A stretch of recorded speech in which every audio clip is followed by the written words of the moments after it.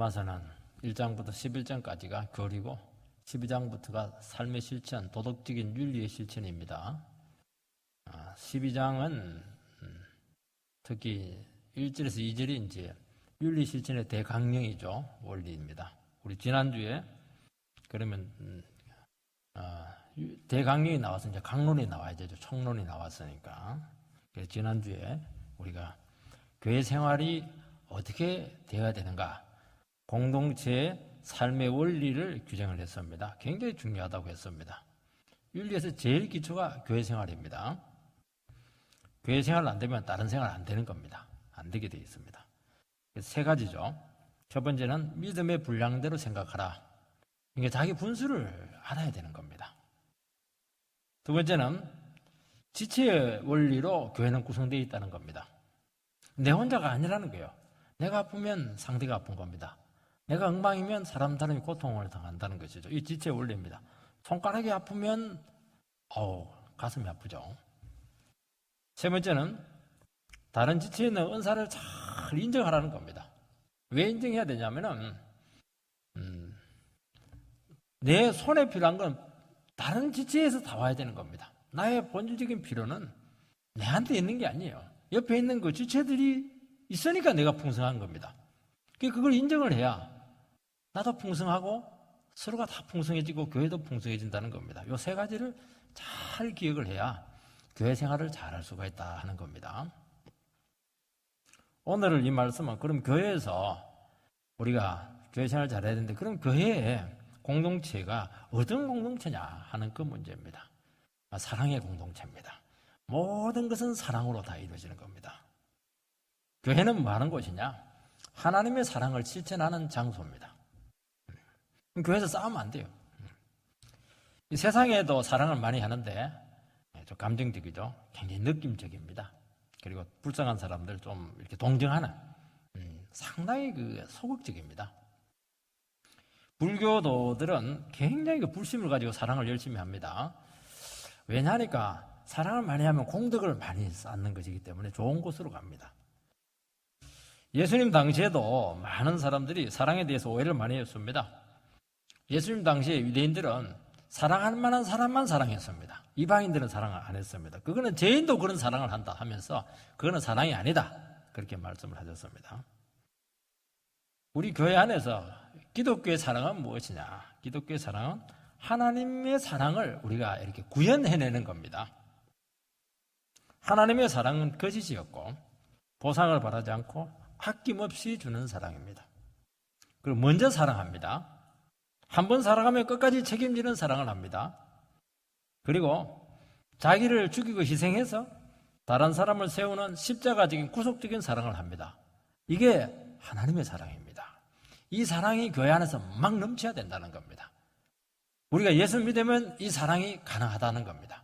교회에서 이런 사랑을 우리가 한번 구현해보자. 이제 그 말씀을 하고 있는 것입니다. 첫 번째는 이 사랑의 대원칙이 나옵니다. 우리가 지난주에 은사를 말씀을 하면서 은사를 이렇게 행하고 또 은사를 다 우리 쓰고 난 후에 은혜가 있어야 된다. 그 말씀을 했습니다. 열심히 섬기고 열심히 은사를 쓰고 막 그냥 찬양도 부르고 이렇게 했는데 하고 나서 막 서로 분쟁이 있다든지 서로 싸운다든지 교회가 시험이 든다면 그거는 잘못된 은사입니다. 지가 아무리 재주가 있어도 그거는 은사를 잘못 쓴 겁니다. 그래서 그 은사는 쓰게 하면 안 되는 겁니다. 막 설치고 이렇게 하고 내가 잘한다고 사람들이 다 힘들어하고 이러면 그거 못 쓰게 해야 돼요. 하지 마세요. 그렇게 해야 되는 겁니다. 마찬가지입니다. 성도 간의 관계에서도 기본은 사랑으로 하는 겁니다. 우리 사랑장 이렇게 하면 고린도전서 13장을 우리는 생각을 하게 됩니다. 고린도전서에 보면은 너무나 많은 은사들이 있고 성균들이 있고 막 그냥 천사의 목소리를 가지고 찬양을 하고 이렇게 하는데 그걸 다 말한 후에 결론이 뭐냐? 사랑이 없으면 아무것도 아니라는 겁니다. 그거 사랑을 안 하면 그거 아무것도 아니에요. 그거 안 해야 됩니다. 그런데 이 사랑이라고 하는 것은 뭐냐? 내 속에 있는 그 사랑을 끄집어내는 게 아닙니다. 하나님의 사랑이 나타나야 된다는 것을 말씀하고 있는 겁니다. 여러분, 하나님의 은혜와 사랑은 어떻게 우리가 그것을 구해낼 수가 있겠습니까? 내가 사랑해야 된다 그렇게 결심한다고 해도 되는 게 아니고요. 그건 딱 하나입니다. 우리 하나님 말씀에 대해서 믿음으로 반응하는 겁니다. 그리고 그 하나님의 말씀에 순종하고 헌신하게 될 때 하나님의 사랑이 우리에게 부어지게 되고 그 사랑을 가지고 막 사랑을 실천하는 겁니다. 어떻게 우리가 믿음으로 반응합니까? 어려움에 막 처해 있습니다. 그러면 공색을 떨어야 되고 침체하고 낙심해 있어야 되는데 그렇게 하지 않고 하나님 말씀 붙잡고 계속 주님을 바라보는 겁니다. 그러면 주님의 사랑이 우리에게 막 부어지기 시작합니다. 정말 이해할 수가 없는 일들이 생기고 있습니다. 많은 오해들이 우리 가운데 있습니다. 근데 거두절미하고 상황 보지 않고 주의 말씀만 다 의지해서 믿음으로 꿋꿋이 걸어가게 될 때 그때 주님의 사랑이 우리가 막 넘치게 된다는 겁니다. 그래서 사랑은 우리가 만들어내는 것이 아니고 우리가 믿음으로 반응할 때 하나님께서 우리에게 주시는 것입니다. 그래서 믿음으로 안 사는 사람들은 하나님 말씀 없이 사는 사람들은 인간적인 사랑을 하는 겁니다. 자기가 아무리 사랑을 많이 해도 그거는 인간적인 사랑이고 그것은 그래서 오래 가지를 못해요. 일단 내 생각대로 내 마음대로 내 기질대로 막 할 때 은혜와 사랑의 셈은 딱 막혀버리는 겁니다. 그래서 교회라고 하는 것은 내 마음대로 하는 데가 아니에요. 하나님 말씀대로 믿음으로 이렇게 하게 될 때 참 너무 풍성한 겁니다. 각자에게 하나님께 주시는 사랑이 있긴 이게 다 모여버리면요 이건 뭐 정말 사랑 폭발입니다. 그래서 우리가 복음 없이 살아가게 될 때 그 사랑은 인간적인 사랑, 세속적인 사랑밖에 되지 못하는 겁니다. 그래서 지속적인 사랑이 되지 못하는 겁니다. 그런데 우리가 하나님의 말씀을 붙잡고 복음에 헌신하게 될 때 그게 무엇을 얘기하는 겁니까? 나를 부인하는 사랑을 할 수 있다는 겁니다. 얼마든지 다른 지체를 위해서 내가 희생할 수 있다는 것을 이야기하는 것입니다. 그 예수님의 십자가처럼 나를 죽여서 다른 영혼을 살리는 그 사랑을 할 수 있다는 것입니다. 이 사랑이 나와야 된다는 겁니다. 이 사랑이 나와야 이게 교회가 사랑의 공동체로 우리가 만들어지게 된다 하는 것을 말씀하고 있는 것입니다. 변화된 만큼 우리의 사랑의 실체는 넘치게 된다 하는 것을 이야기하는 겁니다. 9절 말씀을 보면은 사랑에는 거짓이 없나니 악을 미워하고 선에 속하라. 사랑에서 제일 중요한 게 뭐냐? 거짓이 있으면 안 됩니다. 그리고 악을 미워하고 선에 속하라. 그렇게 말씀하고 있습니다. 거짓을 해가면서까지 사랑하면 안 됩니다. 친구를 사랑해가지고 대학교 때 대리 출석을 해줍니다. 그리고 낙제의 위기에 있는 친구를 위해서 컨닝을 이렇게 도와주고 이렇게 하는 것은 이것은 사랑하는 게 아닙니다. 막 도박을 해가지고 막 돈을 땄어요. 그리고 다른 사람 훔쳐가지고 가난한 사람 도와주는 거 이거 안 도와줘야 됩니다. 그거는 사랑이 아닙니다.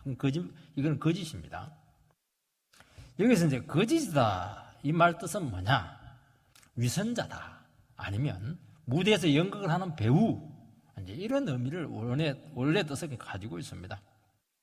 배우들은요 서로 사랑하지 않고도 너무 감동적으로 사랑을 연기합니다. 막 눈물이 철철 날도록 그렇게 감동적으로 사랑합니다. 부부 이상으로 사랑을 나누는데 부부 맞습니까? 아니라고 그래요. 그게 다 연기한 겁니다. 연기. 그래서 연기가들은 정말 끼가 있어야 되고 재주가 있어야 되는 겁니다. 아니 부부가 아닌데 뭐 너무 사랑해요. 진짜 사랑하는 것 같아요. 그리고 끝이에요. 돈만 받고. 그래서 사랑에는 절대로 위선이 들어가면 안 되고 가면을 쓴다든지 사랑하지 않으면서 그냥 매너로 잘 대해주고 이것은 이제 사랑이 아닙니다. 백화점 가면 여성 직원들이 막 얼마나 그냥 싹싹하게 구구는지 막 얼마나 친절한지 막 사랑이 철철 넘쳐요. 물건 많이 사라는 겁니다. 이거 상술이지 그게 사랑 아닙니다. 여러분 성도와의 관계도 마찬가지입니다. 얼마든지 위선적으로 사랑할 수 있습니다. 말로 사랑할 수 있고요. 그러면 안 되고 정말 정직하고 진실한 사랑의 관계가 맺어져야 된다 하는 것을 말씀하는 겁니다. 여러분 사랑에 있어서 제일 중요한 게 뭐냐니까 사랑은 상대방의 입장에서 먼저 생각을 하는 겁니다. 이게 사랑의 철칙입니다. 내가 하는 이 모든 것들이 상대방에게 진짜 유익을 주는가 하는 것을 먼저 고려를 해야 되는 것입니다. 나중에 결혼해봐도 마찬가지예요. 부부관계 어려우면 바로 이 문제입니다. 내가 이 하는 행동이 정말 배우자에게 정말 유익이 되고 도움이 되고 영적으로 성숙시켜 주는 것인가 하는 이런 부분에 대한 기본적인 질문을 해야 되는 겁니다. 여기에 대해서 애매하면 안 해야 돼요. 그건 사랑이 아닙니다. 그거는 말로 사랑하는 겁니다. 어떤 분들은 사랑에는 거짓이 없어야 된다 이렇게 성경에서 말씀을 했기 때문에 모든 속에 있는 걸 다 이야기하는 겁니다. 그게 정직하다는 겁니다.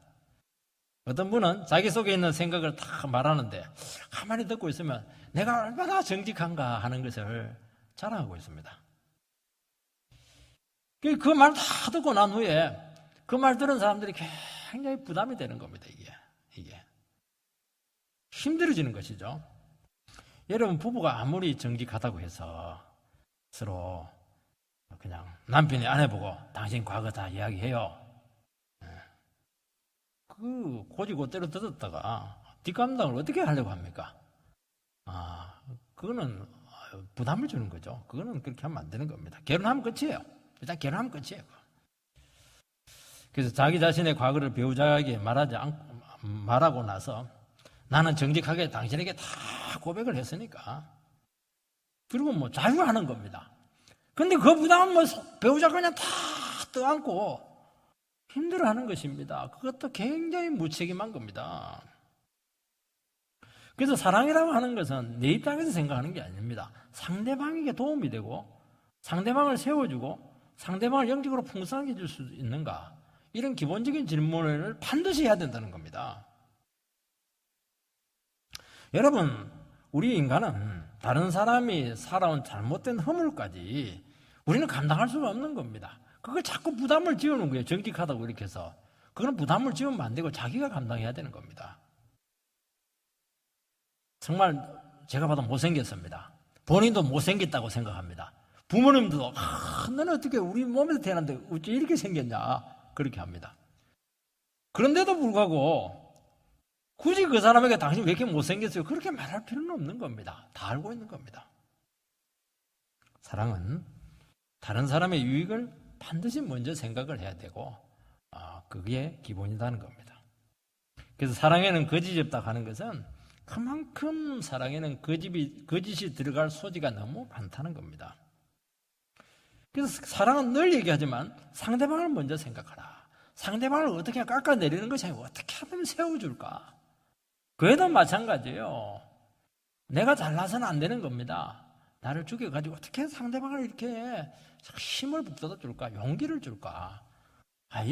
이게 제일 기본 중의 기본입니다. 사람 안에는 자기를 먼저 생각하는 자기애가 뿌리 깊이 자리 잡고 있습니다. 원죄가 뭐냐니까? 원죄라고 하는 것은 뭐냐니까? 피조물은 마땅히 창조주 대신 하나님께 영광을 돌려야 되고 하나님을 사랑해야 되는 겁니다. 하나님께 가야 될 사랑을 자기에게로 향하게 하는 겁니다. 그게 자기 사랑입니다. 그 죄입니다. 그거는 죄. 그거. 사람은 자기만을 생각하고 자기 이익을 취하고 자기 체면, 자기 위신, 자기 부부끼리 뭐 자기 이렇게 해도 되겠지만은 교회 안에서는 그렇게 해서는 안 되는 겁니다. 사랑을 하면서도 이기적인 사랑을 합니다. 남을 도와주면서도 나에게 의존하도록 그렇게 만드는 것은 이기적인 겁니다. 자기에게 도움이 될 만한 사람만 딱 골라가지고 사랑하는 거, 그 굉장히 안 좋은 겁니다. 그래서 인간의 사랑에는 항상 그 독이 들어 있습니다. 사랑을 주면서도 그 영혼을 은근히 그냥 영향을 주고 지배를 하려고 하는 거. 이 전부 다 이기적인 사랑입니다. 남편들은 자기 자신의 출세를 위해서 아내들을 희생을 많이 시키는데 절대로 좋은 게 아닙니다. 결혼하게 하는 것은 희생시키라고 결혼시키게 하는 게 아니에요. 내가 희생해서 배우자를 행복하게 해주는 것이 그게 사랑이죠. 내가 출세를 하고 내가 그냥 잘나도록 하기 위해서 그냥 남편을 그냥 이용하는 거죠. 그것은. 그러니까 가정이 깨지는 겁니다. 행복하지 않는 거예요. 출세하고 가정 깨져버려요. 잘 생각해야 됩니다, 여러분. 출세 안 하고 아내를 사랑하는 게 그게 하나님 앞에서 그게 복 받는 겁니다. 이 성도는 뿌리 깊은 자기애적인 제약이 나오지 않도록 끊임없이 말씀 앞에 자기 자신을 들여다봐야 돼요. 왜냐하면 이게 너무 위선적이 될 가능성이 너무 많기 때문에 그렇게 하는 겁니다. 사랑이라는 미명으로 너무 많은 아픔들과 폭력들이 횡행하기 때문에 정말 하나님의 말씀 앞에서 내가 하는 이것이 이게 정말 깨끗한 것인가, 바른 것인가, 바른 동기로 하는 것인가, 여기에 대한 철저한 점검이 있어야 된다고 말씀하고 있는 것입니다. 교회가 사랑의 공동체가 되기 위해서는 바로 이 사랑이라는 미명으로 이루어지고 있는 그 교묘한 거짓들과 위선들이 철저하게 들춰내줘야 된다는 겁니다. 이것은 딱 하나밖에 없어요. 말씀밖에 없습니다. 말씀을 딱 선포를 하게 되면 우리 속에 있는 모든 가면들이 다 벗겨지게 돼요. 왜냐, 하나님의 말씀은 우리 본질을 다뤄주게 돼요. 우리 동기를 자꾸 묻기 때문에 겉모습을 보지 않아요. 중심을 탁 보기 때문에 여기서 어느 정도 우리가 이 부분을 극복을 해낼 수가 있는 것입니다. 여러분, 사랑은 다른 사람의 영적인 유익을 주는 것이고 정신적인 성숙을 도와주는 것이고 그리고 자기 자신을 자꾸 찾도록 만들어줘야 되는 겁니다. 자신감을 찾도록 해줘야 되는 겁니다. 사랑을 열심히 실천을 했는데 그 영혼이 막 어린애처럼 더 유치해졌어요. 그거는 노예적인 사랑을 한 겁니다. 사랑을 하면 막 더욱 당당해지고 막 자신감을 찾고 말이죠. 그냥 뭐 신앙이 막 살아나고 막 이렇게 돼야 되지 않겠습니까? 이걸 해야 되는 겁니다. 그래서 오늘 말씀에 보면은 악을 미워하고 선에 속하라. 악을 미워한다는 것은 악을 싫어하는 정도가 아니고 혐오하고 진절머리를 내라는 겁니다. 선에 속하라고 하는 것은 테이프 딱 붙이듯이 강력 청테이프 붙이듯이 그냥 하나님 기뻐하시는 선을 위해서는 뭐 완전히 밀착해 있으라. 아주 강력한 그 단어를 사실은 쓰고 있습니다. 사람은 악은 익숙한데 선은 좀 이렇게 익숙하지가 않고 낯섭니다. 그래서 어떤 희생과 대가를 지불해서라도 악하고 거짓된 것을 배척하고 선의 입장으로 돌아오라는 것을 말씀하고 있는 것입니다. 원래 이 말씀은 이제 십계명 중에서도 9번째 계명에 대한 대구 구절입니다. 9계명이 뭐냐니까 내 이웃에게 거짓 증거하지 마라. 우리가 내 이웃에게 거짓 증거하지 마라고 하는 것을 거짓말 하지 마라 굉장히 소극적으로 보는데요. 그렇지가 않아요.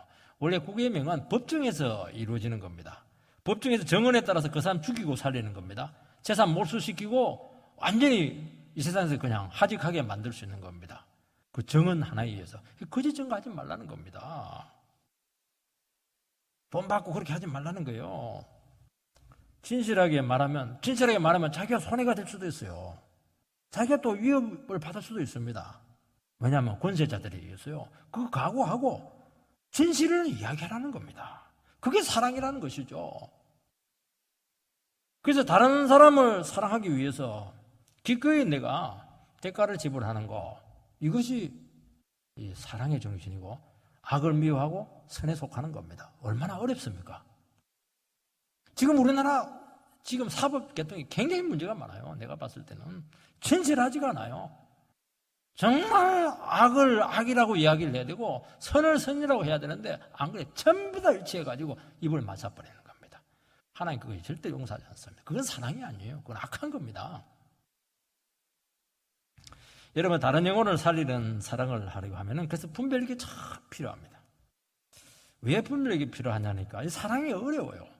그리고 사랑이라고 하는 것은 뭐냐니까 상대방을 먼저 생각을 하는 것이기 때문에 정말 그 상대방에게 진정으로 필요한 것인가 이것을 분별해내는 것이 쉽지가 않아요. 여러분, 물질 문제를 가지고 힘들어한다고 생각을 해보시기 바랍니다. 그러면 우리는 고민이 되는 겁니다. 돈을 줘야 될까? 아니면 돈 주지 않더라도 기도를 해줘야 되나? 스스로 일을 쓰게 해야 되는가? 이런 것들은 간단한 문제가 아니라는 겁니다. 분별이 필요한 거예요. 도리어 돈을 주는 것이 그 영혼을 해롭게 만들 수가 있는 겁니다. 그러니까 이게 그냥 간단히 되는 문제가 아닙니다.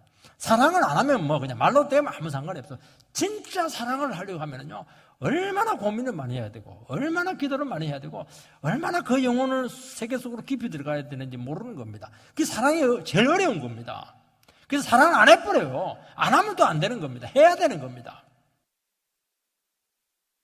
지혜가 필요하고 정말 믿음이 필요한 영역이 사랑의 영역입니다. 그래서 사랑은 절대로 맹목적이 되지 않아야 되는 겁니다. 분수에 넘치게 사랑하고 이러면 반드시 후회해요. 말이 빠른 사람들이 있어요. 막 얘기해놓고 책임도 못 질 말을 많이 하고 나중에 후회를 많이 하는 겁니다. 그게 왜냐하면 지혜가 없어서 그렇게 하는 겁니다. 사랑은 어렵습니다. 상대방은 전혀 원치도 않는데 사랑이라는 미명으로 막 사랑을 강요를 해요. 그러니까 사랑받는 쪽에서는 굉장히 부담이 되는 겁니다. 성령으로 통제된 사랑을 하라, 그렇게 말씀을 하는 것입니다. 진정한 사랑은 성숙시키고 자기 자신이 성숙하고 변화된 만큼 할 수가 있는 겁니다. 그래서 우리가 사랑을 실천하기 위해서는 어떻게 해야 되느냐, 많이 가졌다고 해서 되는 게 아니에요. 많이 가졌다 되는 게 아니고 내가 먼저 하나님의 사랑을 많이 받고 내가 영적으로 많이 성숙해지고 지각이 탁 뛰어나게 되고 분별력이 탁월해져야 딱 사랑을 할 수가 있습니다. 딱 보면 알아요. 저 사람 뭐가 필요한지, 저 사람이 지금 뭐가 중요한지 딱 보여야 되는 겁니다. 그러니까 사랑을 굉장히 효과적으로 소리 없이 아주 아름답게 할 수가 있는 겁니다. 이 사랑을 꼭 배우시기 바랍니다. 우리는 이해되지 않는 문제가 생기거나 오해가 생기면 자꾸 죄인이라서 나쁜 쪽으로 생각을 해요. 좋은 쪽으로 생각하면 될 텐데 꼭 의심을 하고, 의심을 하더라도 막 너무 심하게 의심을 하고 나중에 죽일 놈이 되겠습니다. 감정도 안 좋아지게 되고 이렇게 하다 보니까 관계가 상당히 나빠질 가능성이 많아요.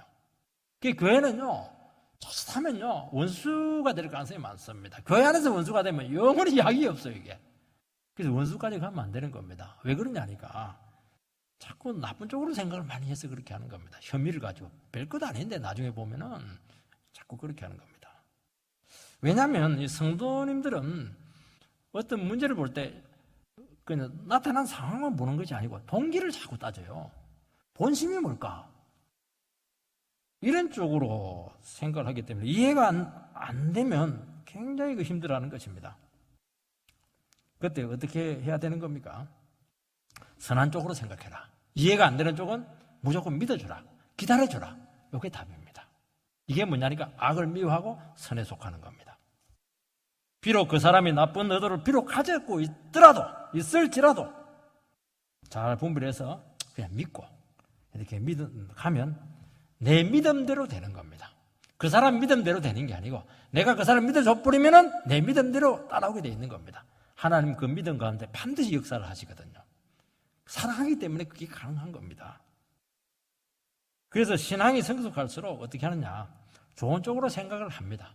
그 웬간한 거는 그냥 다 넘어가요. 왜냐하면 몰라서 그렇게 하는 것이기 때문에 다 이해가 되기 때문에 그렇게 하는 겁니다. 거의 문제가 안 돼요. 그런데 처음에 어리고 이렇게 할 때는 모든 게 다 문제가 됩니다.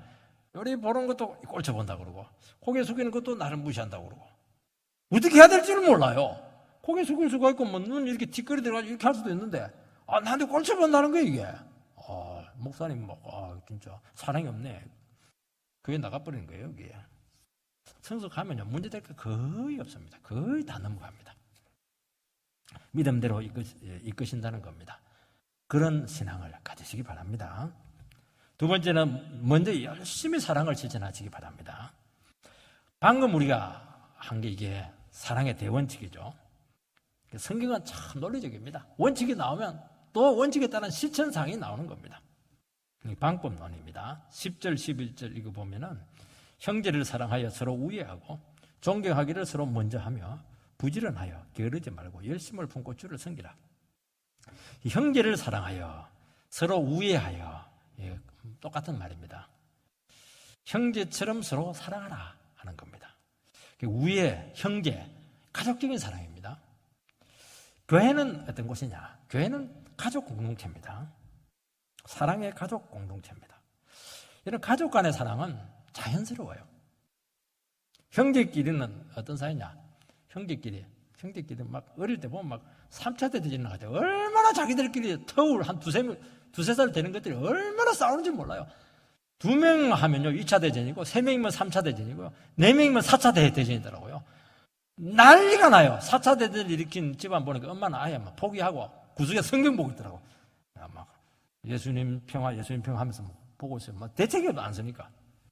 근데 그놈들이요 공동의 적이 나타나면 동생이 코피 터지고 왔다 이러면 4명이 다 가요. 박살내나 버려요. 정말 우애가 엄청나다는 것을 제가 알게 되었습니다. 여러분, 부모는 자식을 보면 사랑스럽기 때문에 눈먼 사랑을 할 가능성이 참 많습니다. 집안 문제가 터질 때 항상 기억해야 됩니다. 딸이라든지 아들은 괜찮아요. 무슨 말 해도 그것도 좀 조심해야 되겠지만 막 온갖 저주를 퍼부어도 뭐 아들이니까 자고 나면 그냥 아이고 이러고 막 그냥 넘어갑니다. 근데 며느리하고 사이는 좀 달라요. 사이는 피가 좀 다르기 때문에 좀 조심을 해야 됩니다. 왜냐하면 한번 금가버리면 이게 참 관계 회복하기가 좀 힘들어요. 왜냐하니까 피가 아니라서 그래요. 피가 아니라서. 잘 기억해야 됩니다. 그래서 자꾸 시부모님 쪽은 며느리 쪽을 막 이렇게 하는데 그렇게 하지 말고 아들을 조져버리세요. 그냥 그렇게 해야 됩니다. 그리고 장모는 막 딸을 그냥 이렇게 해버려요. 사이 그래 버리면 사이 집에 가지도 못해요. 나중에.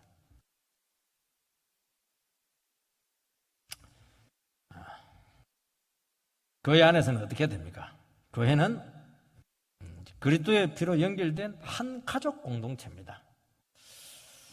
그러니까 교회 안에서는 어지간한 말이나 상처는 넘어가야 돼요. 가족은 다 넘어갑니다.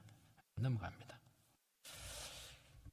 함께 말씀을 듣는 지체들은 피를 나눈 형제 가족보다도 더 가까워요. 나중에 보면요, 정말 인생의 중요한 문제들, 아주 본질적인 문제들은요, 가족들하고 상의 안 해요. 교회 안에 있는 그 성도님들하고 상의를 합니다. 그 중요한 문제들을 교회에서 다 나눠주시는 겁니다. 교회는 굉장히 강력한 겁니다. 깊은 부분까지도 다뤄지는 곳이 교회입니다. 그것이 다뤄줄 수 있는 방법은 사랑밖에 없는, 사랑하니까 하는 겁니다. 다 알아요, 사람들이. 사람들이 교회 와가지고 이 교회는 어느 정도까지 고백하면 된다는 걸 다 압니다. 근데 뭐 조그마한 얘기를 했는데 뭐 소문이 다 나버렸어요. 절대로 얘기 안 합니다. 그거 가지고 기도해주고, 격려해주고, 도와주고, 이렇게 하면 점점 관계가 깊어지는 겁니다. 그게 사랑의 관계라는 겁니다. 예수님께서는요, 주님은 미쳤다고 막 식구들이 막 와가지고 재파로 왔습니다. 그런데 예수님께서는 그 앉아있는 말씀을 듣고 있는 무리들에게 누가 내 혈육이냐? 말씀을 듣고 있는 너희들, 내 뜻대로 행하는 자가 내 형제요, 자매요, 어머니다. 그렇게 말씀했습니다. 여러분, 가족 간에는 비밀이나 숨기는 것이 없습니다. 우리 청소년들, 어린이들이 막 그 일기장 쓰고 막 열쇠로 옛날에 막 잠가놓고 그렇게 많이 했습니다. 엄마가 볼까요? 안 볼까요? 엄마는 반드시 보고 다시 잠가놓습니다. 열쇠가 굉장해요. 손가락 열쇠인지는 모르겠는데 반드시 열어보고 잠가놓아요. 입 싹 닫고 있는데 모른 채 하죠, 그냥. 남편의 지갑은 아내가 확인할까요? 하지 않을까요? 아내는 반드시 확인하죠. 의외에 돈이 있으면 반드시 취조합니다. 그리고 전부 다 압수합니다. 여러분, 성도 간의 관계도 마찬가지예요. 누가 고민하고 있으면 어떻게 알고 전화를 해서 막 캐냅니다. 형사도 그런 형사가 없어요. 교회에 빠지면요, 왜 안 나왔는지 다 알아내는 겁니다. 나중에 그 해명하기 싫어가지고 교회 와버려요. 얼마나 캐묻는지 몰라요. 은밀하게 죄지으면요, 다 드러납니다. 다 이야기해요. 지 자식이 다 이야기합니다. 우리 아버지 어제 저녁에요, 막 텔레비 죽 깨버렸다고요. 얘기하지 말하는 것까지 얘기해버려요, 그 애가. 그래서 여러분들 죄짓지 마시기 바랍니다. 다 알게 돼 있어요. 왜 이렇게 관심이 많은지 귀찮을 때가 한두 번이 아닙니다.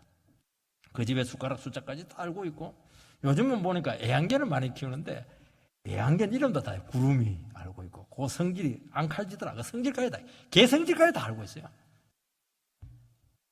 서로 장단점을 깨고 있고, 언제 출근하고 언제 퇴근하고, 부부싸움은 언제 하고, 정말 다 알고 있죠. 그러면서 하나로 연결되는 겁니다. 나의 문제가 나 한 사람의 문제로 끝나지 않습니다. 누군가 침체하면 내가 침체가 돼요. 마음이 답답해집니다. 그래서 교회는 어떻게 해야 되느냐? 먼저 사랑을 해버려야 돼요. 다른 사람이 나에게 사랑해주세요 하면 안 돼요. 내가 그냥 무조건 사랑을 해버려야 돼요. 가족은 먼저 사랑을 하는 겁니다. 사랑의 능력 있는 사람이 먼저 해버려야 돼요. 그리고 이해해주고 덮어주고 사과하고 먼저 하는 겁니다. 그럼 문제될 게 하나도 없습니다. 어느 부인은 부부싸움 하고 나면 억울하다는 겁니다. 나한테 뭐가 억울하냐고.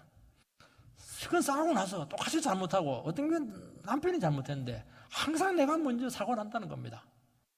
아니면 사과 안 하면 될 거 아니냐고, 남편 사과할 때까지. 안 된다는 거예요. 너무 마음이 힘들고 불편하기 때문에 그냥 내가 다만 놓을 수가 없다는 겁니다. 스트레스를 못 견디겠다는 겁니다. 남편은 보니까 사색형이에요. 충분히 생각을 해서 자초지종이 다 정리가 돼야 말을 해요. 그러니까 말을 안 하니까 힘든 겁니다. 그래서 제가 어찌되었든지 우리 부인께서 먼저 사과한 것은 잘한 겁니다. 그건 좋은 겁니다. 진 게 아닙니다. 이긴 겁니다. 왜냐하면 그렇잖아요. 사랑의 주도권을 먼저 가져야 되는 겁니다. 사랑의 주도권을 가지는 방법은 뭐냐? 먼저 사랑을 해버리면 돼요. 먼저 사과하는 게 사랑의 주도권을 가지는 거지 않겠습니까? 먼저 사랑하고, 먼저 화해를 신청하고, 먼저 사랑하고, 먼저 손해보고, 그러면 주도권이 나에게 딱 넘어와요. 손해보는 것 같은데요. 먼저 막 사랑을 딱 이렇게 하면요. 사랑받은 그 영혼이 움찔하면서 막 움직이기 시작합니다. 감동을 받기 시작해요. 그러면서 나중에는요, 딱 끌려옵니다. 아, 여러분요, 사랑의 힘은 굉장한 겁니다. 왜 먼저 사랑하지 못하느냐? 자존심 때문에 그렇게 하는 겁니다. 손해볼 것 같고, 막 보상이나 어떤 반응을 바라는 마음이기 때문에 못하는 겁니다. 그거는 사랑이 아니에요. 계산적인 사랑입니다. 그냥 사랑을 해버리세요. 예수님이 우리한테 보상 기대하고 말이지, 계산하고 자존심 싸움 했으면요, 우리 다 죽었어요. 다 지옥 가야 됩니다. 무조건 달려버리니까 그냥 막 우리가 은혜를 누리고 복을 받지 않습니까?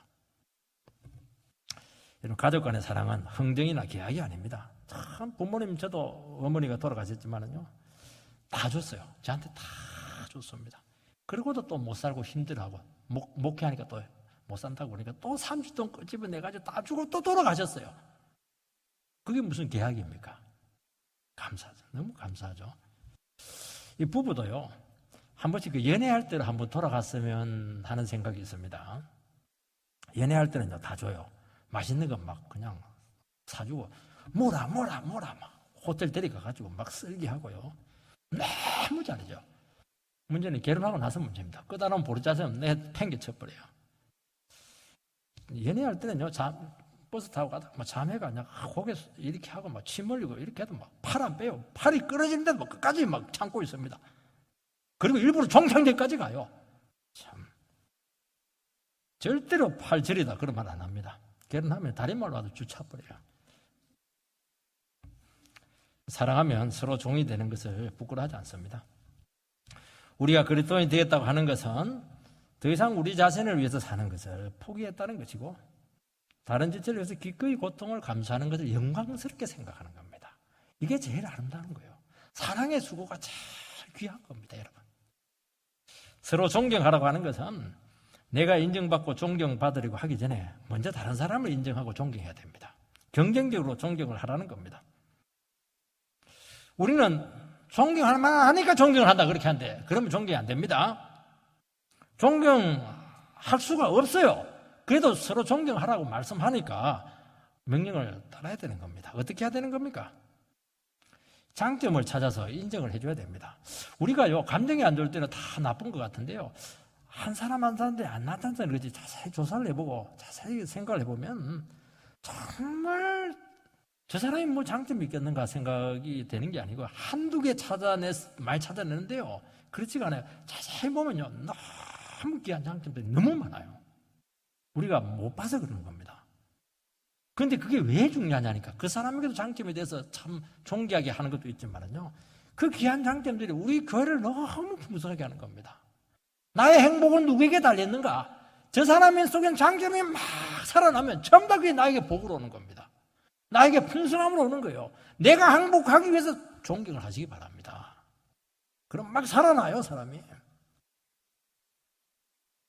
자꾸 깎아내리고 그렇게 하는데, 그러면 자기만 피곤해지는 겁니다. 왜 깎아내려요? 얼마나 귀한 사람인데. 다 열등감이라서 그렇게 하는 겁니다. 그리고 이게 존경하라고 하는 것은 서로의 차이를 인정해야 되는 거예요. 이런 부모와 자식은 일촌이죠. 그 일촌이라고 하는 것은 일촌은 마디만한 거리지 않습니까? 이 거리를 인정을 하라는 겁니다. 차이를 인정을 하라는 것이죠. 근데 자기는 내 분신이다. 너는 내 뜻대로 살아야 된다. 그래서 부모의 뜻을 자꾸 강요하는 바람에 똑같이 만들려고 하는 겁니다. 여러분, 자녀의 생각과 인격을 인정해라는 겁니다. 1촌만큼 인정하라는 겁니다. 너무 떨어지면 또 안 돼요. 너는 뭐 6촌이다 그렇게 하면 안 되죠. 그것도. 이것이 안 되니까 자꾸 상처를 받고 결국에는 떠나는 겁니다. 붙잡으려고 막 집착을 하는데 그러면 결국에는 머리 커지면 다 떠나버려요.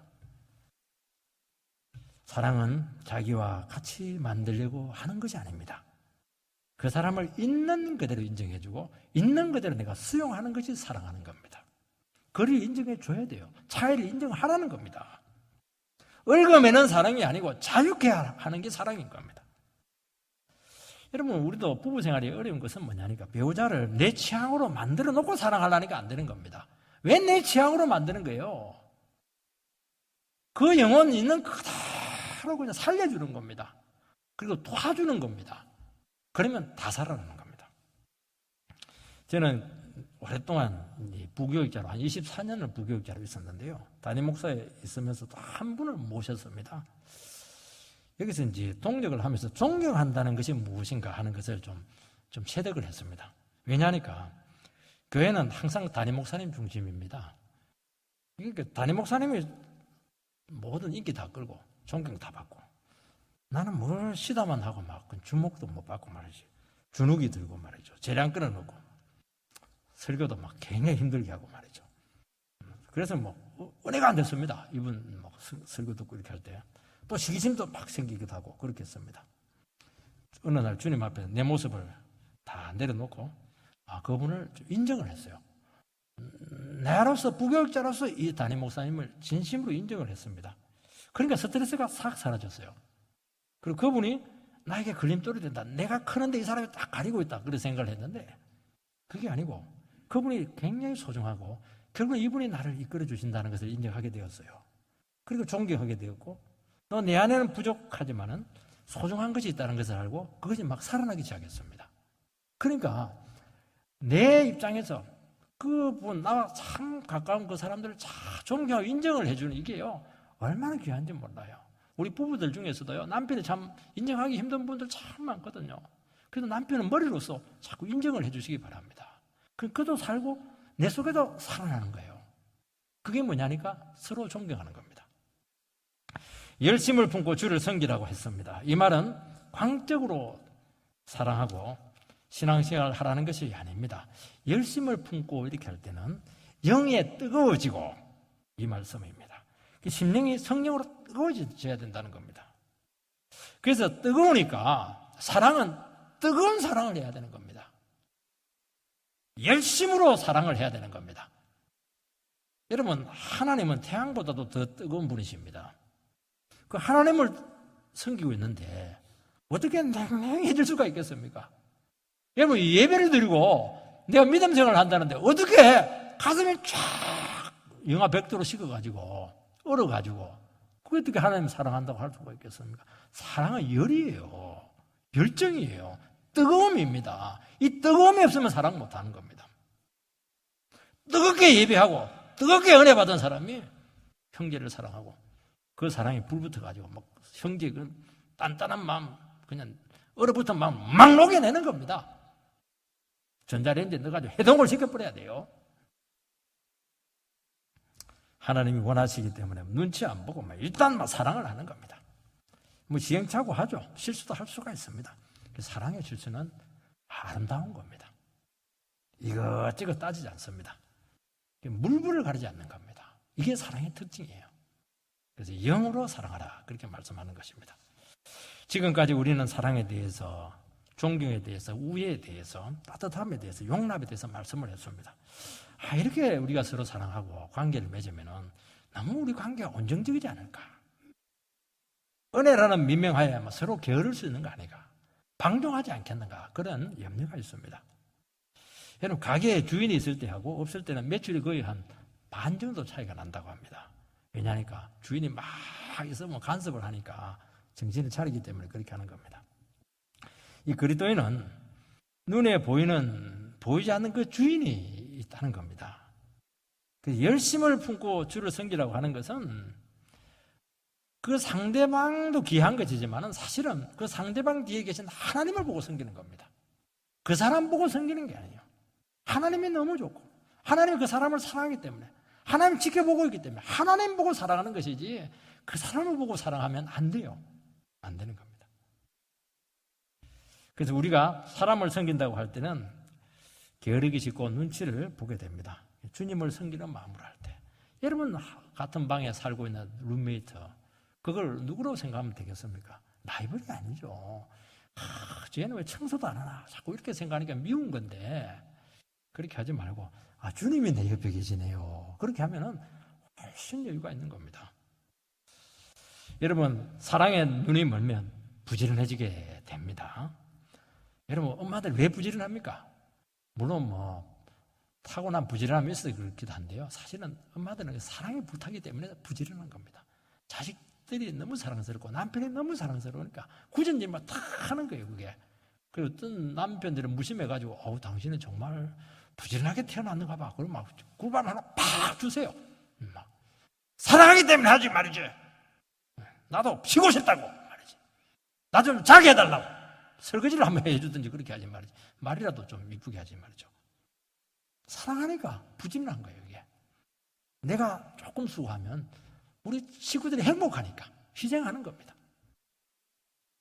그러니까 다른 사람의 필요가 눈에 들어오고 그것을 채워줄 때까지 절대로 가만히 있지 못하는 겁니다. 그리고 사랑이 있으면 꼭 나의 도움이 필요한 그 부분들이 다 눈에 들어와요. 눈에 들어오니까 사랑하는 겁니다. 사랑이 없는 사람은 안 들어와요. 아무리 그 회사에도 아무것도 못해요. 하나도 안 들어와요. 불평만 하고 말이죠. 열심도 없고 사랑도 없으면 어렵고 곤란한 일이 생기면 막 비판을 하고 팔짱만 끼고 안 되는 이유만 자꾸 내려놓습니다. 뜨거운 영으로 사랑하면 생각이 싹 바뀝니다. 비록 고생이 되더라도 그런 곤란한 문제들을 사랑을 실천할 수 있는 기회로 보는 겁니다. 하나님께서 이 부분을 위해서 나에게 돈을 주었구나. 돈을 팍 투자하죠. 최고입니다. 최고. 저는 한 번씩 내 문제에 빠질 때는 일부러 막 신방을 잡습니다. 또 어려운 주체들은 전화를 한 번이라도 좀 더 할 때가 많습니다. 왜냐하면 고민해봐야 답이 안 나와요. 그래서 다른 사람을 이렇게 도와주고 이렇게 회복시켜주면은 내 문제가 상당히 가벼워집니다. 그리고 사랑을 실천하면서 어느 순간 내 시각이 많이 바뀌어져 있어요. 생각이 많이 넓어져 있습니다. 왜냐하니까 주님의 마음이 내 속에 들어왔기 때문에 그렇게 하는 겁니다. 이것을 보면 참 우리가 사랑을 실천할 수 있는 기회를 가지고 있고 내가 사랑할 만한 대상이 있다고 하는 것은 정말 복된 겁니다. 어떤 분은 내 주위에는 어려움 없는 사람이 있는 사람이 하나도 없어요. 나는 내 혼자 잘 먹고 잘 살면 최고입니다. 제일 불행한 사람입니다. 나는 왜 신경 쓸 사람이 이렇게 많아? 그냥 저것도 때문에 내가 막 잠잠을 못 자겠네. 그냥 지긋지긋하다 이렇게 하는데도 막 굉장히 행복한 사람인데 그 사람 절대로 정신병 안 걸려요. 얼마나 풍성한 줄 몰라요. 저는 요셉을 생각할 때마다요, 요셉이 정신병 걸리기 딱 좋게 되어 있습니다. 무슨 희망이 있습니까? 그래도 이 사람은 뜨거운 그냥 이 영을 가지고 막 죄수인데 막 죄수를 사랑해버린 겁니다. 그러니까 정신병이 딱 안 걸려요. 정신병이 안 걸리니까 기가 딱 오니까 총리로 딱 발탁이 되는 겁니다. 여러분, 총리로 발탁될 수 있어요. 영이 뜨거우면요, 무슨 일이든 다 해내거든요. 12절 말씀을 보면 함께 나눠야 될 것들입니다. 소망 중에 즐거워하며 환난 중에 참으며 기도에 항상 힘쓰며 성도들의 쓸 것을 공급하며 손대접하기를 힘쓰라. 함께 나눠야 될 겁니다. 소망 중에 즐거워하고 환난 중에 참고 기도에 항상 힘쓰라. 이것은 함께 해야 되는 겁니다. 함께. 왜냐하니까 혼자 믿음 생활 못합니다. 혼자 세상 못 살아가요. 고난이 많고 어려움이 많고 당신은 예수 믿기 때문에 집에 쫓겨난 사람들이 너무 많아요. 우리가 믿음으로 산다고 해서 보상받지도 못해요. 억울한 상태를 가지고 천국까지 품고 가야 될 때가 참 많아요. 우리가 기도를 하지만 당장 응답이 안 되는 거예요. 응답될 때까지는 그냥 그 고민을 가지고 혼자 끙끙 앓으면서 그냥 기도하면서 견뎌야 되는 겁니다. 이거는 혼자 힘으로 안 되는 거예요. 자꾸 소망을 잃게 되고 낙심이 되고 믿음을 포기하고 싶은 분들이 참 많다는 겁니다. 그럼 미래의 그림이 안 그려지는 겁니다. 왜냐니까 이제는 우리는 세상 방식으로 못 사니까 내 나름대로 그림을 그려야 되는데 그림이 그려지지 않으니까 얼마나 힘듭니까? 믿음 생활을 했기 때문에 어려움을 많이 당할 수가 있는 것입니다. 참고 또 참고 그럴 때 너무 많은 것이죠. 그리고 항상 기도해야 되는 겁니다. 그래서 사랑의 공동체는 이것을 같이 나눠야 되는 겁니다. 혼자서 절대로 안 돼요. 그래서 믿음을 포기하고 싶을 때 서로 격려하고 바뀌는 삶을 잘 달려가도록 얼마나 힘이 되는지 몰라요. 여러분들이 아무리 어렵고 힘들더라도요, 신실한 공동체에 딱 포함되어 있으면 전부 다 이겨냅니다. 보시기 바랍니다. 떠나면 망합니다. 여기 있으면요, 죽는다 해도요, 절대로 안 죽어요. 일단 성도들이 기도가 있고 격려가 있고 그냥